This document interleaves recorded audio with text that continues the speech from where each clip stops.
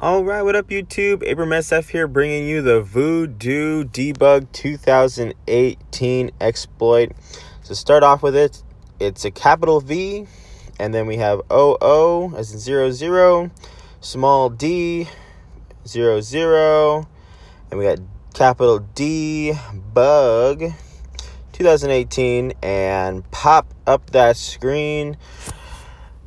A lot of people were saying this is a hack. Definitely just like an exploit. That's something they put into the game, and as long as you type that in, you can get into this menu. You can't get into the whole game. You can't edit everything, but you can do quite a bit of stuff with this. Now, the reason why I was a certain color is you actually can change your player color. You can decide what player color that you want to play with when you're playing in this mode. This can only happen if you choose to be the base color. So see how I had like a pink one? I can actually play the game as a green character at this point if I put that in. If you're like the police car or the donut or the poo or whatever, when you're trying to set the color, you're just going to be that. It's not going to actually change your color. So that's what that one's all about. If you do exit the screen, you'll have to restart the whole game in order to go into the debug menu again. I don't know how to bring it back up. So it's like if I press the X up here and close it out, I'll have to go back to the pseudonym, delete it, put my name in again, or I'll just have to restart the whole game in order to get this debug menu back up here. So you can change quite a bit of stuff. All these kind of things kind of make sense. The map color is one of the ones you can make it, as long as you know hexadecimal color coding. Let's see if I can remember one of these ones. I thought FFF was good, but let's go with there we go. That's a cool color.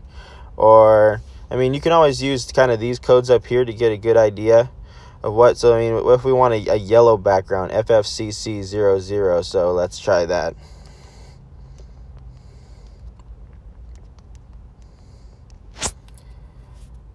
So now we can have a background, a yellow background with with a pink person, and yeah, we don't want to worry too much about the background. I mean, it's whatever for the background.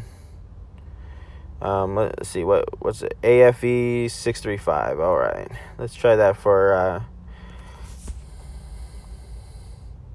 AFE 635.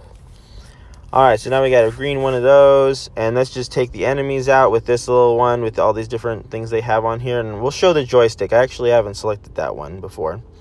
And there we go. We're pink on a yellow background. We can see the joystick now. I'm surprised that they don't actually have this as a feature, because it kind of makes things easier to see exactly what you're doing while you're playing this game. Let's see if we can see the background. See, it's kind of more of a greenish tint to it now. It looks more like zombie apocalypse maybe. So you can throw that kind of thing in there. I really wish that they had made this like an obvious feature. You could like select it and then do this kind of stuff with the game and make it your own game. It just makes it way more fun to use this exploit and do different things that you want to do.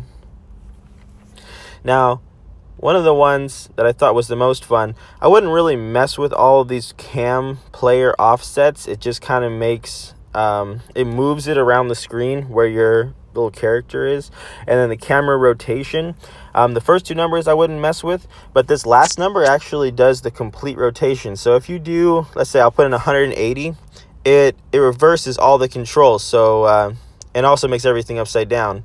So when I'm pushing down, I'm going up, I'm going left, I'm going right, going up, I'm going down, and going right, I'm going left. Let's see if I can find my, there we go. It makes everything upside down. I think it's actually pretty fun to try to play the game this way. It's kind of like an extra hard mode, doing things in reverse. I mean, go ahead and check that out and try it out.